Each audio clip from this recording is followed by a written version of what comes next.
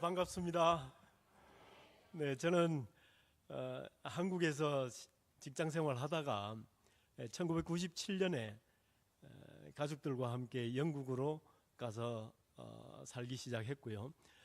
영국에서 또 여러 직장 생활을 하다가 늦게 하나님의 부르심을 받고 환갑이 넘어서 목사 안수를 받고 루안다에 가서 지금 선교사로 딱 만 4년 지났습니다. 이제 5년 차가 시작되었는데요. 사역하고 있는 황상일 선교사입니다. 여러분들을 만나서 하나님의 말씀을 증거하고 또 루안다의 소식을 함께 나눌 수 있는 것은 하나님의 크신 은혜입니다. 우리 잠깐 기도하고 시작하도록 하겠습니다. 참 좋으신 아버지 하나님, 하나님의 은혜를 감사합니다. 참 하나님께서 우리를 부르시고 인도하셔서 참 세상의 여러 곳에서 하나님 따라 살게 하시고 하나님 따라 살 뿐 아니라 하나님의 말씀을 증거하며 하나님의 주시는 그 빛을 발하는 제들로 삼아주셔서 참으로 감사합니다. 오늘 드리는 이 예배가 하나님의 큰 영광 중에 거하게 하시고 하나님께 큰 감사를 드리는 귀한 은혜의 자리가 될 수 있도록 주님 인도하여 주시옵소서. 예수님의 이름으로 감사하며 기도합니다. 아멘. 먼저 하나님의 말씀을 증거하고 또 루안다 소식을 함께 나누도록 하겠습니다. 오늘의 말씀은 여러분들 정말 익히 잘 아시는 소경 바디메오에 관련되는 이야기지요. 오늘 본문 마지막 절을 보시면은 예수님께서 이렇게 말씀을 하십니다. 가라, 내 믿음이 너를 구원하였느니라 하십니다. 결국 보면 여러분들이 잘 아시는 이 바디메오가 눈을 뜨게 된 이 사건은 믿음에 관한 이야기임을 우리가 알 수 있겠죠. 그렇다면 그 믿음이 과연 어떤 믿음인가 하는 우린 질문을 할 수가 있습니다. 어떤 믿음이었을까요? 예수님께서는 내 눈을 반드시 뜨게 하실 수 있으실 거야 라고 하는 믿음일까요? 그렇겠죠. 근데 그보다도 더 귀한 말씀이 있습니다. 왜냐하면 그러한 믿음을 가진 사람은 예수님과 동행하던 사람 중에도 많이 있었을 겁니다. 내 병이 낫기를 원합니다. 이런 문제가 해결되기를 원합니다. 예수님이면 분명히 해결해 주실 수 있을 거야 라고 하는 믿음을 가진 사람은 굉장히 많았을 겁니다. 그런데 왜 하필 바디메오의 이야기를 여기에 기록하면서 예수님께서 너의 믿음이 너를 구원하였다라고 하는 말씀을 하셨을까라는 것을 생각해 본다면 단순히 병을 고칠 수 있겠다라고 하는 믿음보다도 좀 더 깊은 뜻이 있을 것이다라고 하는 생각을 우리가 할 수 있을 겁니다. 그래서 오늘 본문을 통해서 과연 믿음이 무엇이고 어떻게 하는 것이 우리가 바른 믿음인가라고 하는 점을 좀 더 깊이 생각을 해보려고 합니다. 자, 먼저 배경을 보겠습니다. 장소는 여리고라고 하는 곳입니다. 여리고는 예루살렘에서 굉장히 가까이 있는 도시입니다. 그러니까 예수님께서 예루살렘으로 향하고 계시는데 마지막 들렀던 도시가 여리고고 거기서 일어났던 일을 배경으로 하고 있습니다. 자, 그들이 여리고에 이르렀더니 하면서 여러 가지 말씀이 있습니다만 이 본문을 보시면서 등장인물이 누굴까 한번 찾아보시기 바랍니다. 첫째는 누가 있습니까? 예수님이 계시고요. 또요, 제자들, 그리고 허다한 무리, 그리고 또 누가 있습니까? 바디메오가 있습니다. 제가 그림으로 그려봤습니다. 예수님이 계시고요, 또 제자들이 있고 허다한 무리가 있고 바디메오가 있죠. 그렇죠? 네. 자, 예수님께서 이제 제자들과 또 허다한 무리에 둘러싸이셔서 여리고에 들르셨다가 여리고를 나서서 예루살렘으로 향하시는 그 순간에 많은 사람들이 모였죠. 그리고 예수여 예수여 외치고 굉장히 많은 그 소란이 일어났습니다. 소경이면서 거지였던 바디메오가 그것을 들었습니다. 그러자 그 바디메오는 소리쳐 외칩니다. 나사렛 예수시란 말을 듣고 소리질러 이르되 다윗의 자손 예수여 나를 불쌍히 여기소서.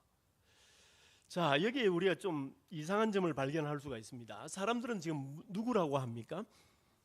나사렛 예수라고 합니다. 자, 바디메오는 나사렛 예수를 보지 못했습니다. 근데 나사렛 예수라고 하는 말을 듣고 바디메오는 뭐라고 이야기를 합니까? 다윗의 자손 예수여. 자, 과연 이것이 믿음일까요? 믿음이라면 어떤 믿음일까요? 우리가 구약 성경을 좀 보려고 합니다. 사람들은 외치기를 나사렛 사람이라고 하고요. 바디메오는 다윗의 자손이라고 합니다.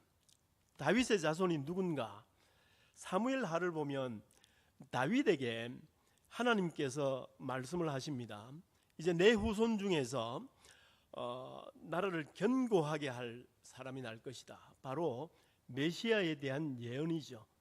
그러니까 메시아가 올 텐데 너의 후손, 내 씨 중에서 나올 것이다 라고 하는 말씀을 하나님께서 다윗에게 하고 계시는 겁니다. 그러므로 이스라엘 사람들은 메시아를 열망하면서 기다리면서 메시아는 반드시 다윗의 자손에게서 날 것이다 라고 하는 것을 기대를 하고 있었습니다. 그러므로 바디메오가 다윗의 자손 예수여라고 하는 그 고백은 바로 우리가 고대하고 기다리던 메시아다라고 하는 그런 고백입니다. 이건 엄청난 고백이죠. 나사렛 예수라고 하는 말은 무엇입니까? 요한복음 1장을 보면 빌립이 예수님을 만납니다. 빌립은 알아차렸습니다. 바로 이분이 우리가 기다리는 메시아다. 그래서 나다니엘에게 가서 이야기를 합니다. 내가 메시아를 만났다. 그럴 때 나다니엘이 하는 이야기가 있었죠. 기억나십니까? 나사렛에서 무슨 선한 것이 날 수 있겠느냐. 무슨 말이죠? 나사렛은 시골 마을인데 그 시골 마을에서 어떻게 메시아가 날 수 있겠느냐라고 하는 이야기입니다. 그러니까 나사렛이라고 하는 그 지역을 비하를 시킨 것이죠. 그렇죠? 근데 지금 사람들이 하는 이야기는 뭡니까? 이 사람은 나사렛 예수라고 하는 겁니다. 근데 그 말을 들은 바디메오는 바로 이 사람이 우리가 기다리던 메시아라고 지금 고백을 하고 있는 것이죠.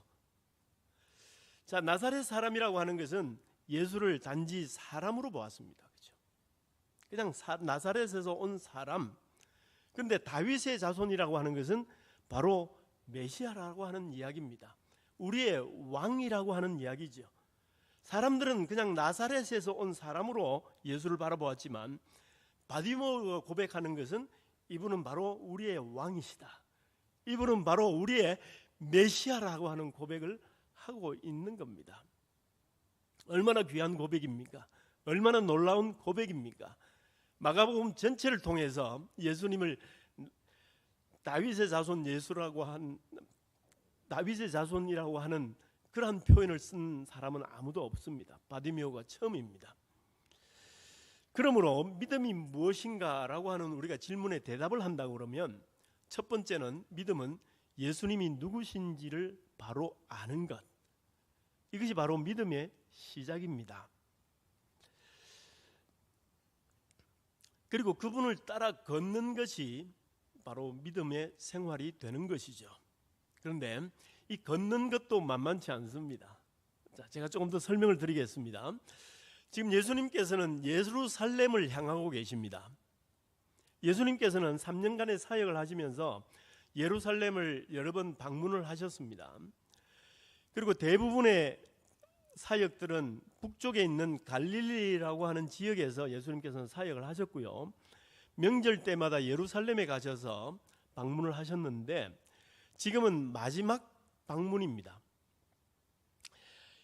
예수님 사역을 하신 지 2년 6개월이 흘렀습니다. 그리고 예수님께서 제자들에게 물으십니다. 사람들이 나를 누구라 하느냐? 더러는 엘리야, 더러는 선지자 이야기를 합니다. 그럴 때 베드로가 유명한 고백을 하죠. 기억나십니까? 뭐라고 그럽니까? 주는 그리스도시요 살아계신 하나님의 아들입니다. 놀라운 고백입니다. 그렇죠? 성경을 보면 이때로부터 비로소 예수님께서 제자들에게 말씀하시기 시작하십니다. 내가 이제 예루살렘으로 갈 테인데 예루살렘으로 가서는 내가 고난을 당하고 핍박을 받고 그다음에 십자가의 죽음을 당하고 3일 만에 다시 살아날 것이다 라고 하는 그 말씀을 하십니다. 동일한 본문인 마태복음을 봐도 동일합니다. 이때로부터, 언제로부터요? 베드로의 그 고백 이후로부터 예수님께서 고난과 십자가의 죽음과 부활에 대해서 비로소 말씀하시기 시작하시는 겁니다. 그리고는 예수님께서는 이스라엘로 예루살렘으로 길을 걸어 가십니다. 예루살렘이 있죠.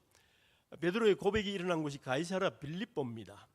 그 이후에 예수님께서는 예루살렘을 향해서 가십니다. 이 가는 동안에 일어났던 여러 가지 사건들이 성경에 기록되어 있죠. 특히 마가복음에 보면 길 위에서라고 하는 표현이 반복됩니다. 가시는 길에서, 길 도상에서, 길에서 이런 일이 일어났다라고 하면서 길 위에서가 굉장히 강조되고 있어요.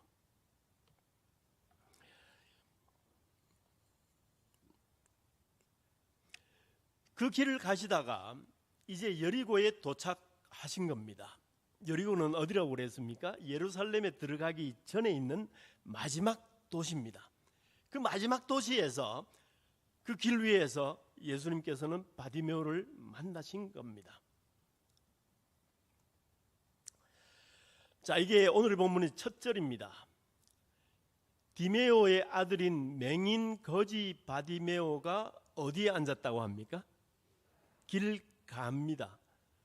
그전에는 성경에서 계속해서 길 위에서, 길 도상에서라고 하는 표현을 쓰다가 지금 바디메오가 예수님을 만난 곳은 어디냐? 길가입니다. 길가. 자, 그림을 그려봤습니다. 예수님과 제자들이 예루살렘을 향하고 있습니다. 그 예루살렘을 향하는 길은 바로 십자가의 죽음의 길입니다. 그리고 예수님과 제자들과 허다한 무리는 모두가 길 위에 있죠. 근데 바디메오는 어디에 있다고요? 길가에 있습니다. 바디메오는 예수님을 따라가는 무리 중에 한 사람이 아니었습니다. 모든 사람이 길 위에서 예수님과 동행하고 있을 때에 바디메오는 길가에 앉아있던 사람입니다. 즉 아웃사이더입니다. 주류가 아니고 소외되었던 사람. 그 사람을 예수님께서 만나신 것이죠. 자, 길 위의 제자들과 길 밖의 바디메오가 극명하게 비교되고 있습니다. 길 위에 있는 사람들, 자, 대표적으로 제자들이 있죠. 베드로가 주는 그리스도시요 살아계신 하나님의 아들입니다 라고 했습니다만 예수님께서 비로소 이때로부터 당신께서 죽음을 당하시고 사흘 만에 살아날 것을 제자들에게 말씀하시죠. 그때 베드로의 반응은 어땠습니까? 예수님을 책망하죠. 영어로 보면 rebuke라고 되어 있습니다. 그것은 강한 어조로 책망한다는 겁니다. 예수님을 불러서 베드로가 당신 그러면 안 돼라고 책망하고 있는 겁니다. 예수님께서 십자가의 죽음을 예언하실 때, 말씀하실 때에 조금 전까지 주는 그리스도시요 살아계신 하나님의 아들입니다라고 고백해서 예수님으로부터 칭찬을 받던 베드로가 예수님 그러면 안 됩니다. 죽음이라뇨. 가서 영광을 받으시고 왕권을 차지하시고 우리의 통치자가 되셔야지. 무슨 죽음입니까? 반대했던 베드로예요. 그죠? 길 위의 제자들, 길 위에서 예수님과 동일하게 예루살렘으로 향하고 있었지만 그들의 마음은 달랐던 겁니다. 오늘의 본문 바로 앞에 보면 다른 두 제자의 이야기가 나옵니다. 기억나십니까? 요한과 안드레가 예수님을 찾아와서 부탁을 하지요. 어떤 부탁입니까? 예수님, 이제 예루살렘으로 가시면 당신은 큰 영광 중에 거할 텐데 그때 한 사람은 당신의 오른쪽에, 한 사람은 당신의 왼쪽에 앉게 해주십시오라고 하는 부탁을 하지요. 이게 무슨 부탁입니까? 이제 예수님, 당신이 큰 권세를 잡게 되시면 우리도 높여주십시오라고 하는 이야기죠. 그 이야기를 들었던 다른 제자들의 반응은 어땠습니까? 너 이놈 왜 그래? 그랬을까요? 예, 책망했습니다. 그죠? 왜 그래? 책망했습니다. 근데 왜 책망했을까요? 그건 잘못된 일이야. 우리도 예수님과 함께 고난을 받아야 돼. 그런데 너희들이 왜 그런 이야기를 해? 하면서 책망했을까요? 아닙니다. 자기들도 그렇게 하고 싶었는데, 자기들도 한 자리 차지하고 싶었는데 이 두 사람이 먼저 가서 선수를 치니까 싫어했던 거예요. 그죠? 그러니까 예수님께서 뭐라고 그러십니까? 너희들은 그걸 가지고 서로 다투는도다 라고 하시는 것 아닙니까? 길 위에 있던 제자들, 예수님의 순환과 고난과 죽음을 이해하지 못했던 거예요. 그들은 전혀 다른 생각으로 예루살렘으로 갈 때에 그 바라고 있었던 그것은 예수님의 의도와는 전혀 다른, 예수님의 생각과는 전혀 다른, 예수님의 방향과는 전혀 다른 자신들만의 바람으로 따라가고 있었던 겁니다. 그게 길 위의 제자들의 모습입니다. 그런데 길 바깥에 있던 바디메오는 어땠습니까? 다른 사람들은 나사렛 예수라고 하는 그때에 이 사람은 당신은 우리의 메시아, 우리의 왕이십니다라고 하는 귀한 고백을 하고 있는 겁니다. 길 위의 제자들과는 다르게 길 바깥에 바디메오가 하는 고백입니다. 그러므로 믿음이란 어떤 것입니까? 믿음은 바로 예수 그리스도의 마음을 이해하는 겁니다.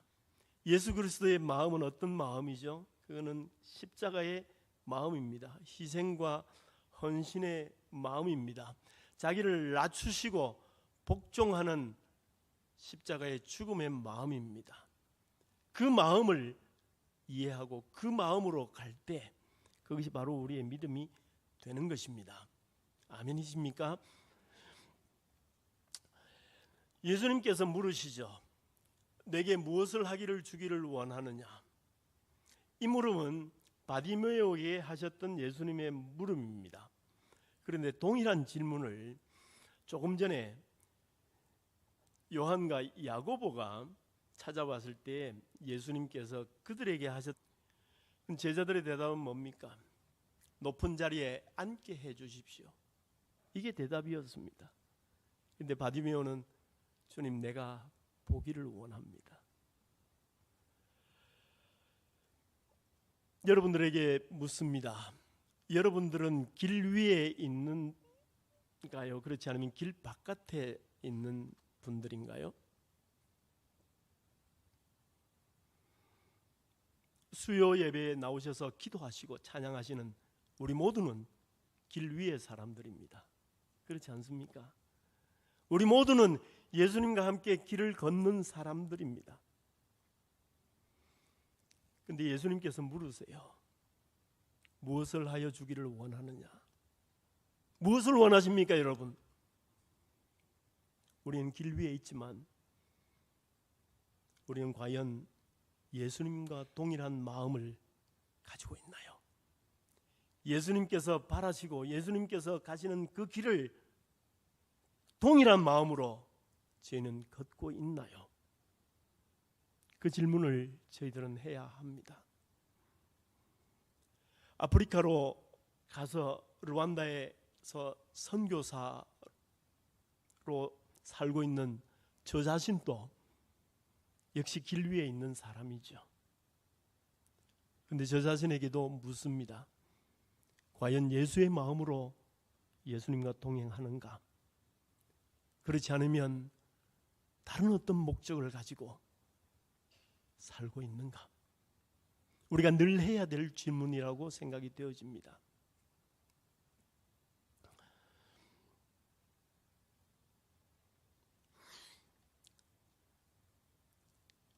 사람들이 막 방해를 하죠.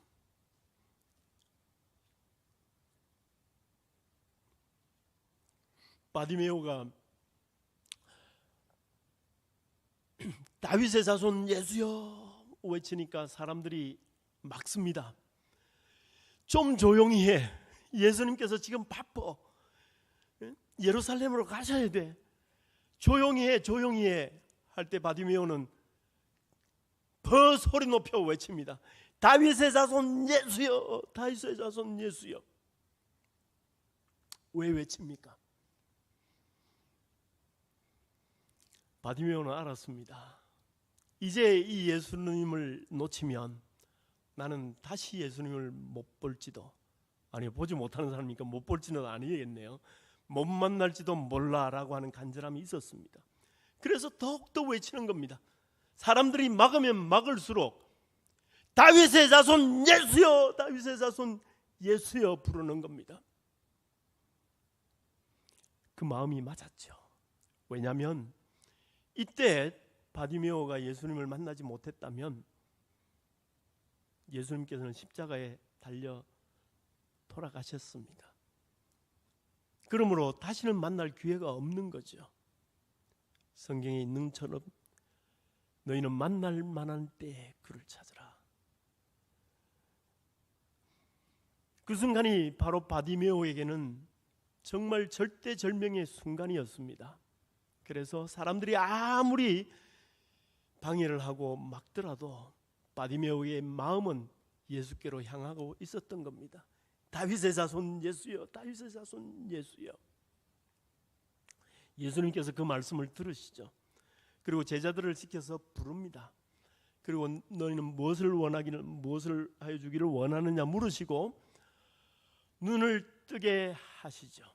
가라, 내 믿음이 너를 구원하였느니라 하시면서 어떻게 됩니까? 곧 보게 되었습니다. 할렐루야. 그런데 그 다음에 놀라운 일이 있습니다. 예수를 어디서 따른다고요? 길에서 따릅니다.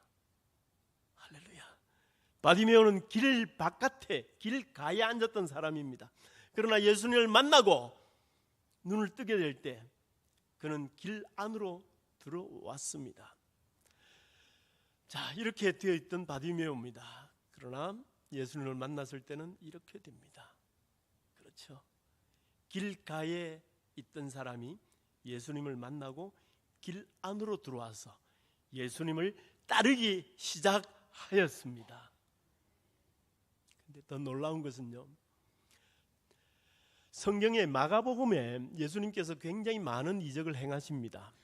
병자들도 많이 고치시고요. 첫 번째는 시몬 베드로의 장모 고친 건 나오고요.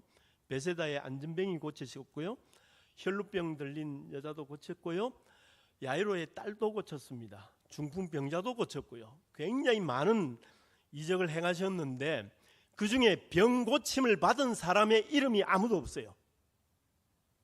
딱 한 사람이 있습니다. 누굴까요? 바디메오입니다.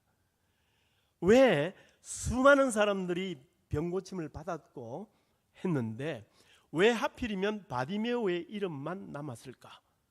왜 하필이면 바디메오의 이름만 성경에 기록되었을까? 많은 성경학자들이 이렇게 이야기를 합니다. 성경 중에서, 신약 성경 중에서 가장 먼저 기록된 성경은 마가복음입니다. 그런데 마가복음이 기록된 시기도 예수님께서 십자가에 달려 돌아가시고 30여 년이 지난 다음에 마가복음이 기록되었죠. 그 30년 동안 바디메오는 예수님을 따라갔고 예수님을 증거했고 예수님을 믿는 사람들의 리더로 되어 있었다라고 하는 겁니다. 그래서 사람들이 바디메오라 그러면 그 사람 여리고에서 예수님 만나서 눈 떠가서 그 다음부터 예수를 따라오기 시작했던 그 사람, 바디메오면 다 아는 거예요. 그렇기 때문에 바디메오라고 하는 이름을 성경에 기록했다라고 설명을 합니다. 타당성 있는 설명이라고 생각되지 않으십니까? 그렇죠. 그저 따라간 것이 아니라 그는 예수 그리스도의 마음을 이해를 했고 예수 그리스도의 마음을 품고 살았던 거예요. 그래서 더욱더 많은 사람들에게 예수 그리스도를 증거하는 자로 살기 시작했던 겁니다. 그러므로 예수님께서는 정말 길 밖에 있던 바디메오를 길 안으로 들어오게 하시고 그저 장님으로 거린으로 거지로 살면서 남에게 도와주십시오 라고 하던 사람을 이제는 그리스도인 중에 리더로 세우시고 본이 되는 삶을 살게 하셔서 그리스도를 증거하는 자로 삼으셨던 겁니다.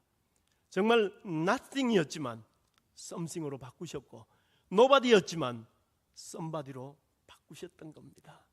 이것이 바로 예수 그리스도께서 하시는 은혜입니다. 우리도 동일하지 않습니까? 뭘 자랑할 게 있습니까? 뭘 내세울 게 있습니까?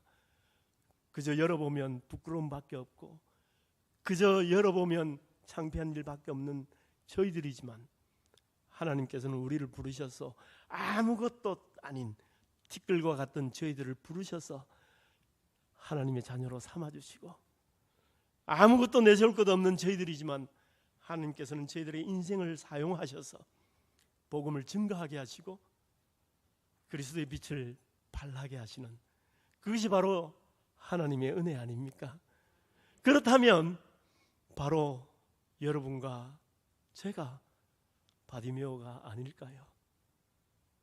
길가에 앉아있던 저희들, 아무것도 몰랐던 저희들이지만 저희들에게 전해지신 그 복음의 소식을 듣고 주여 구원해 주시옵소서 외칠 때에 눈을 뜨게 하시고 예수님과 동행하게 만드신 그것은 바로 바디메오와 같은 저희들에게 임하신 하나님의 은혜가 아닌가요?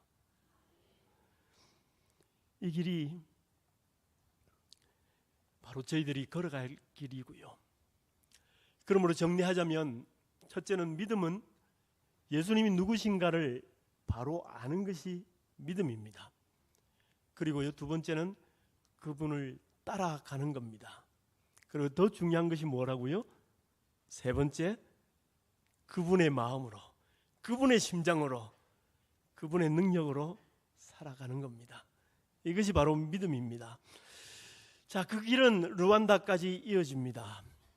수많은 바디메오들 르완다에 있었습니다. 그 말씀을 간단하게 보고를 드리려고 합니다. 르완다의 인구는 1300만 정도 됩니다. 르완다의 위치는 적도 바로 밑에 있습니다. 선이 저기가 적도입니다. 그래서 굉장히 더울 것으로 생각이 되어집니다. 근데 덥지 않습니다. 왜냐하면 해발 1700m 높은 산지 위에 르완다가 다 있습니다. 그래서 기온이 많이 덥지는 않습니다.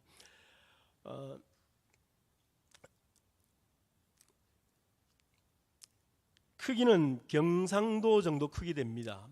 대한민국의 약 4분의 1 정도가 되고요. 그다음에 국민 소득은 $1000를 조금 넘었습니다. 저희 나라가 얼마나 되나요? 3만이 넘죠. 르완다는 $1000를 약간 넘었습니다. 그래서 아직까지도 굉장히 가난한 나라 중에 하나입니다. 여러분이 잘 아시다시피 1994년에 한 부족이 다른 부족을 대량으로 학살하는 그 제노사이드가 있었습니다. 그때 약 100일 가량 진행이 되었고요. 그 100일 동안에 약 100만 명이 죽임을 당했습니다. 그래서 그렇지 않아도 가난한 나라가 경제적으로 완전히 추락을 했고 국제적인 신용도를 포함해서 모든 것이 완전히 바닥까지 떨어지는 나라가 되었죠.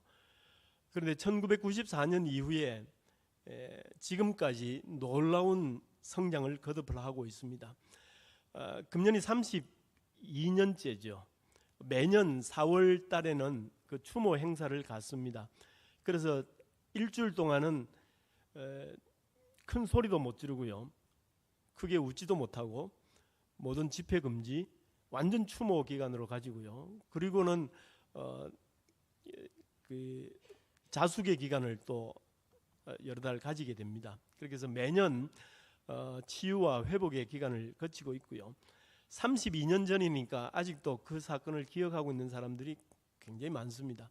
그리고 어릴 때 그것을 경험한 사람들은 지금 30대, 40대가 되어서 여전히 자기 부모를 죽인 사람들, 형제를 죽인 사람들과 같이 이렇게 살고 있으면서 그것을 회복해 나가고 있는데, 그 회복의 과정도 굉장히 놀랍습니다. 그 마을에서 같이 모입니다. 같이 모여서 사람을 죽인 사람도 앞에 서서 내가 이렇게 했다라고 하고, 생존했던 사람들도 앞에 나와서 이런 일을 겪었는데 이렇게 해서 내가 살았다, 이런 것을 하면서 계속 서로 나누면서 스스로 회복해 나가고 있는 그런 과정 중에 있습니다. 이게 그 높은 것은 강우량입니다. 작은 것은 이제 막대 그래프는 강우량이고, 낮은 작은 막대 그래프는 비가 오지 않는 계절, 비가 많이 오는 계절은 이렇게 길게 되어 있습니다. 그래서 1년에 건기 2번, 우기가 2번 있는데요. 그 가운데 있는 저 선은 평균 기온입니다. 그래서 평균 기온은 22도, 29도 그 사이를 1년 내내 반복을 합니다. 그래서 이번에 한국에서 굉장히 많이 무더워졌기 때문에 한국에 계신 어떤 분이 한국에도 이렇게 더운데 루안다에서 얼마나 더우냐, 그런 말씀을 하셨는데 정반대입니다. 거기는 날씨는 굉장히 좋습니다.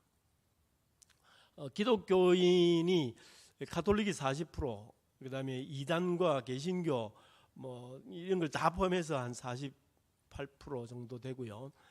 그런데 여기 5.1%라고 하는 것은 거의 그냥 그 우리나라에서 절에 다닌다라고 하면 뭐 1년에 한 번 가지도 않고 뭐 그런 사람들 많지 않습니까? 그런 것처럼 그 명목 사귄 숫자가 굉장히 높고요. 정말 신실한 그 믿는 사람들은 51% 정도밖에 되지 않는다라고는 통계가 있습니다. 그 선교의 큰 제목들은 그 0세로부터 14세까지 그 인구 퍼센트가 굉장히 높습니다. 굉장히 젊은 나라고요. 전체 나라 평균 나이가 22세에 이르고 있습니다. 굉장히 젊은 나라라서 우리 선교사들의 입장에서는 그런 관점에서 전략적으로 접근할 필요가 있습니다. 그리고 리커버링 컨트리라 해서 여전히 그 동족 상잔의 그 피해와 그 상처 속에서 살아가는 사람들입니다. 그래서 그 아픔을 달래주고 또 평화를 선언하며 함께 공존하는 방법을 배워가는 것도 저희들의 선교 전략 중에 하나입니다. 예. 여기 1994년에 일어났던 그 피난 행렬이고요. 저희들이 2022년에 루안다에 갔습니다. 그때 아내는 이제 유치원 사역을 하고요. 여기에 그 사역하던 동네의 모습입니다. 워낙 먼지가 많아서 그 모든 것들이 다 황색으로 저렇게 변했습니다. 그 아이들이 집에 굉장히 많습니다. 많게는 10명도 있고 그렇게 한데요. 어른들은 그 생계를 책임져야 되기 때문에 일하러 나가고요. 물이 잘 나오지 않아서 물 뜨러 다니는 것들은 아이들의 몫입니다. 그래서 아주 어린 아이들이 한 20kg 되는 물통도 지고 이렇게 다니고 있습니다. 저희 신방했던 때의 모습이고요. 이 집에도 굉장히 이제 아이들이 많고 부모는 없고 이제 큰 누나가 이제 결혼해서 동생들을 다 데리고 사는 그런 집이었습니다.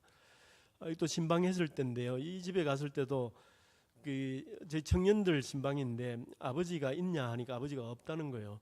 근데 신방을 가보니까 다른 그 동생한테 물으니까 저 남자가 있길래 저 남자는 누구냐니까 아버지라는 거예요. 이게 막 헷갈리는 거예요. 아버지가 없다고 했는데 아버지 있다고 하니까. 근데 알고 보니까 엄마가 이제 재혼을 한 겁니다. 아버지는 이제 도망가 버리고 이제 큰 딸을 데리고 재혼을 해서 또 이제 아들을 놓고 해서 이제 아버지가 있는 것도 맞고 아버지가 없는 것도 맞는 이제 그런 상황이더라고요. 근데 거기 가니까 아버지가 있는 집은 거의 뭐 100명 중에 한 4-5밖에 안 되는데 아버지가 있으면 그래도 희망이 있더라고요. 거의 뭐 아버지가 없는 집이고 아이 낳고는 청년은 도망가 버리고 아버지가 누군지도 모르는 이제 그런 아이들이 너무 많고 10대 임신도 많고요.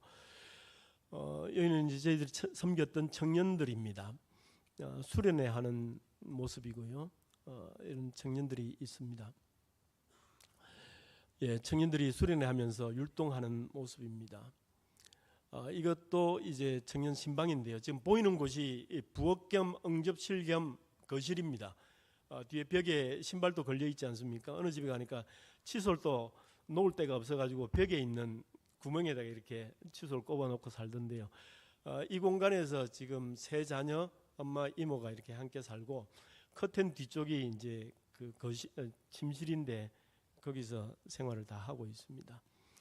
이거는 청년들 그 철야기도 할 때 모습입니다. 한 50-60명 됐는데요. 그저 다리도 이렇게 돌아 앉지도 못합니다. 그냥 다리를 구부려서 앉아야 되는데 저기서 이제 밤새도록 찬양하면서 기도했습니다. 이제 그 중3 학생들을 대상으로 공부방을 했고요. 루안다에서는 중학교에서 고등학교 갈 때 국가 고시를 치거든요. 그래서 그 순위에 따라서 정부에서 너는 어느 학교 가서 수학을 공부해, 너는 어느 학교에 가서 요리 공부해 다 정해줍니다. 그래서 성적이 좋으면 그 기숙학교로 가게 되고요. 성적이 나쁘면 이제 동네 학교로 이렇게 가게 됩니다. 근데 여기서 한 18명 정도가 공부를 했는데요. 14명 정도가 다 기숙학교에 합격을 했습니다. 근데 기숙학교에 합격을 하면 내야 되는 돈이 많습니다. 그래서 감당을 못해서 또 이제 많은 학생들은 그래도 우수한 학교로 옮기기도 했습니다만 굉장히 좋은 성과가 있었습니다. 그런데 어느 목요일이었습니다. 세 사람이 찾아왔어요.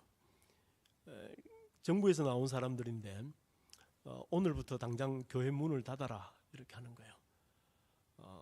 그래서 그날 교회 문을 닫았습니다.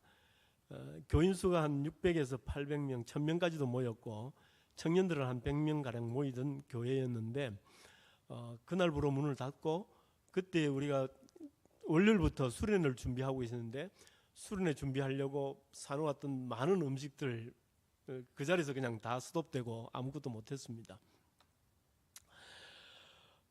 그래서 사역에 굉장한 위기가 있었죠. 그래서 기도하는 중에 철수하는 것은 안 된다. 다른 나라로 이동하는 것도 안 된다. 그렇지만 다른 길을 찾아야 한다라고 해서 그 온라인 성경 암송 그룹을 시작을 했습니다. 서로 만나서 예배를 드린다거나 할 수는 없기 때문에 온라인으로 왓츠앱을 써서 제가 매일 아침 묵상글을 올리면 청년들이 그것을 암송을 해서 왓츠앱에 올리고 저도 물론 암송을 해서 올리고 하는 이런 성경 암송 모임이 온라인으로 시작이 되었습니다. 그래서 2년 지금 가량 되었고요. 2년 동안 암송한 성경만 해도 600구절 뭐 이렇게 되죠. 그런데 지금 와서 생각해 보니까 하나님께서 길을 트셨지만 그것이 그냥 시작된 것이 아니더라고요.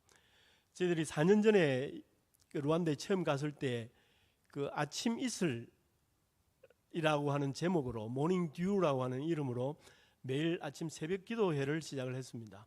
그래서 성경을 읽고 또 기도하는 모임을 매일 아침 1시간씩 했습니다. 이 영상은 그날은 폭우가 왔습니다. 우기라서 많은 비가 내렸는데 소리가 잘 안 들립니다만 밖에는 지금 무지무지하게 비가 많이 오고 있는 상황입니다. 그래서 많은 친구들은 오지 못했습니다만 그때도 올 수 있는 친구들은 모여서 이렇게 기도를 하고 했는데 이 기도 모임이 연결이 되었더라고요. 여기에 있던 청년들이 중심이 돼서 온라인 모임을 결성할 수 있게 되었고, 그러면서 지금까지는 한 50여 명 멤버로 성장을 했습니다. 그리고 그동안에 모아놨던 묵상글, 그다음 PPT 자료들, 그다음 비디오, 그다음 그걸 음성으로 만든 것들, 또 그거를 키냐 루안다로 이렇게 번역을 해서 만든 것들을 전부 다 만들어서 함께 모아서 모바일 앱으로 또 만들었습니다. 그래서 저기 있는 저 주소로 들어가게 되시면 그동안에 했던 모든 성경들 볼 수가 있고요. 주제별로 슬픔, 또 용기, 뭐 이런 것들을 가지고 주제별로 검색 가능하고 또 성경 책별로도 검색이 가능하도록 이렇게 지금 하고 있습니다. 그래서 이 대상은 그 네트워크 안에 있는 청년들뿐만 아니라 외부에 있는 청년들도 같이 말씀을 볼 수 있도록 이렇게 된 겁니다. 그래서 어쩔 수 없이 방향을 틀어야 했고 또 사역의 방향이 변경이 되었지만 그 뿌리는 새벽 기도에 있었다라고 생각이 되어집니다. 그래서 그 청년들이 중심이 돼서 지금부터 제가 설명드릴 그 다른 사역들도 그 청년들이 중심이 되어서 지금까지 계속 하고 있습니다. 종교 비자에서 비즈니스 비자로 전향을 했습니다. 변경을 하고 회사를 설립을 하고 그 회사를 통해서 청년들을 고용을 하고 청년들을 그 IT 교육, AI 교육을 시켜서 그들이 자립할 수 있도록 돕고요. 또 아침마다 이 청년들과 함께 성경 공부를 1시간씩 합니다. 그리고 마지막 1시간에는 또 이게 그 묵상의 시간을 가져서 그동안에 뭘 했고 어떤 질문을 했고 어떤 감사의 제목이 있는가를 매일매일 리포트를 적도록 해서 기술만 가르치는 것이 아니라 이들이 그리스도의 제자로서 삶 속에서 그다음에 마켓플레이스에서 어떻게 살아갈 수 있는가를 함께 훈련하는 방향으로 전환을 했습니다. 이쪽에 있는 남자 2명은 무슬림입니다. 시작하기 전에 우리는 기독교 회사다. 기도하고 성경 공부하고 하는데 할 수 있겠냐 해서 허락을 받고 했는데 제일 끝에 있는 친구가 셀레만이라고 하는 친구입니다. 몇 주 전부터 교회에 참석하기 시작했습니다. 할렐루야. 굉장히 어려운 친구입니다. 어릴 때 부모 다 돌아가시고요. 길거리에 거지처럼 이렇게 살다가 할머니가 그걸 발견을 하고는 데려다가 키우기 시작했는데 그때 받았던 많은 그 아픔들 때문에 건강이 굉장히 약한데도 지금 일을 해보면 굉장히 머리가 뛰어납니다. 고등학교만 졸업하고 있던 친구를 이제 무료 교육하는 과정을 통해서 이제 발굴을 해서 지금 같이 일하고 있는 친구인데 여러분들의 기도가 굉장히 많이 필요한 친구입니다. 그리고 그 루안다 태권도 국가대표 선수들하고의 성경 공부 모임도 시작이 되었습니다. 그래서 앞에 이 친구들이 저희들이 펠로우라고 부르는데요. 이 펠로우들하고 그 루안다 국가대표 태권도 선수들하고 코치들하고 같이 성경 모임을 지금 6개월 이상 지금 진행을 하고 있습니다. 그 성경 공부하는 과정이고요. 뒤에 먹고 있는 자매는 저희들이 이제 계속 오면 그 식사 대접을 합니다. 그래서 밥을 먹고 하는데 저 자매는 늦게 와서 또 따로 밥을 먹는 모습입니다. 그 루안다의 어린 아이들이 워낙 경제 사정이 좋지 않기 때문에 학교를 많이 포기합니다. 학교를 포기하는 이유도 그 노트 살 돈이 없어서 또는 운동화가 없어서 가방이 없어서 이렇게 포기를 많이 합니다. 그래서 저희들이 이제 그 주말 토요일에 국민학교 초등학교 2학년부터 5학년에 이르는 학생들을 모아서 공부방을 시작을 했습니다. 그래서 뒤처져 있던 공부도 할 수 있게 하고 금년 9월부터는 이제 학교로 돌아가게 되는데 그때 저희들이 여러 가지 학용품이나 책가방 또는 등록비 이런 것들을 학생들에 지원을 해서 계속해서 공부를 할 수 있도록 도우려고 합니다. 그리고 그 중에서 이제 우수한 학생들을 발굴을 해서 중학교, 고등학교, 대학교까지 저희들이 이렇게 지원할 수 있는 것을 기도하고 있습니다. 처음에는 10명을 계획을 하고 10명으로 시작을 해야 되겠다 이렇게 해서 했는데 점점 많아져서 지금 30명이 됐다가 지금 40명이 됐습니다.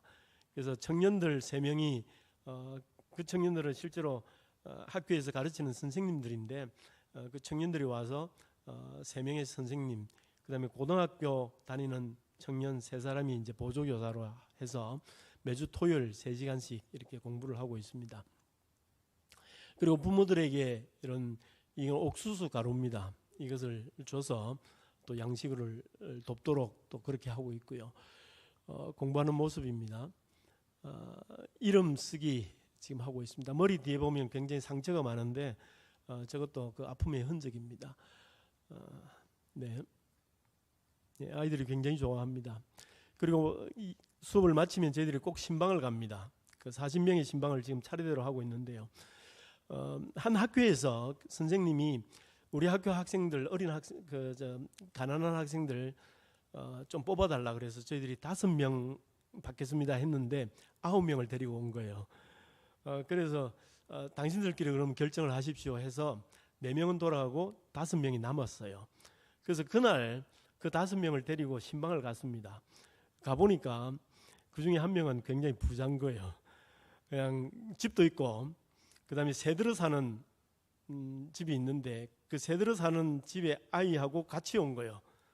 같이 왔는데 5명을 고르라니까 그 사람은 빼버리고 자기 아들을 집어넣은 거예요. 그래서 양해를 구하고 우리는 그 가난한 분들을 대상으로 합니다 해서 이렇게 교환을 하기도 했습니다. 가서 신방을 해서 그들에게 상황도 듣고 그 다음에 가족 상황도 파악을 하고 이렇게 합니다. 그런데 이제 저희들이 가면 동네 아이들이 다 모여요. 그리고 부모들도 모여요. 그때가 정말 황금의 때입니다. 그때 복음을 전하고 예수 그리스도가 누구신가, 그 다음에 예수 그리스도를 통해서 우리가 무엇을 얻을 수 있는가를 교육을 하고 또 영접하게 하고 합니다. 너무나 좋은 기회고 교회의 문은 닫혀서 비록 주일 예배라고 하는 이런 예배의 형태는 하지 못하지만 여러 가지 다른 방법을 통해서 하나님께서는 길을 열어가고 계시는 겁니다. 복음을 전했더니만 거기 부모님이 이렇게 지금 뭘 하느냐면 할렐루야!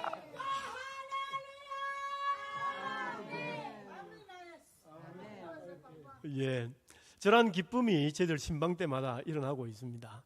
하나님께서 역사하시는 그 은혜의 현장을 저희들이 보고 있는 겁니다. 4년 동안 짧은 기간 동안이지만 저희들이 거기 간 것도 하나님의 은혜고 또 거기서 문이 닫힌 것 같았던 그 상황 속에서도 새로운 길을 여셔서 그동안 보지 못했던 새로운 환경, 새로운 곳에 있는 여러 다양한 청년들을 만나게 하시고 또 어린 아이들을 만나게 하셔서 새로운 길을 열어가시는 그 하나님의 은혜를 볼 때 저는 감격하지 않을 수가 없습니다. 하나님께서 거기에 앉아있는 수많은 바디메오들, 그 바디메오들을 하나님께서는 초청하고 계시는 겁니다. 바디메오가 다윗의 자손 예수여 외쳤을 때 예수님께서 어떻게 하십니까? 제자들을 보내시죠. 제자들이 예수님께서 너를 부르신다 할 때에 바디메오가 옷을 벗고 예수님께로 가서 만났던 것 아닙니까? 예수님께서는 우리를 부르시고 계신 거예요. 수많은 바디메오를 만나게 하시고 그들이 길가에 앉아있던 그들이 우리처럼 동일하게 길 안으로 들어와서 예수님을 닦고 또 믿음의 용사가 되고 그리스도의 일꾼들이 되어가는 그러한 성장을 예수님께서는 바라보고 계시는 겁니다. 기도하겠습니다. 하나님 아버지, 하나님의 은혜입니다. 하나님의 사랑입니다. 하나님이 계시지 않았다면 우리가 도대체 어떻게 살겠습니까? 우리를 창조하시고 우리를 그냥 두지 않으시고 그리스도의 용사로 삼으시고 그리스도의 제자로 삼으시고 하나님의 아들로 삼아주신 그 하나님의 은혜를 감사하며 기도합니다. 하나님 아버지, 많은 자들이 길가에 앉아서 하나님을 고대하고 있습니다. 하나님, 그들을 불쌍히 여겨주시고 우리를 보내셔서 그들을 초청하게 하시고 그들을 예수님께 인도하게 하여 주시옵소서. 우리들의 모든 삶은 주님의 것이고 주님의 것입니다. 할렐루야. 주님께 영광을 돌립니다. 예수님의 이름으로 기도합니다. 아멘.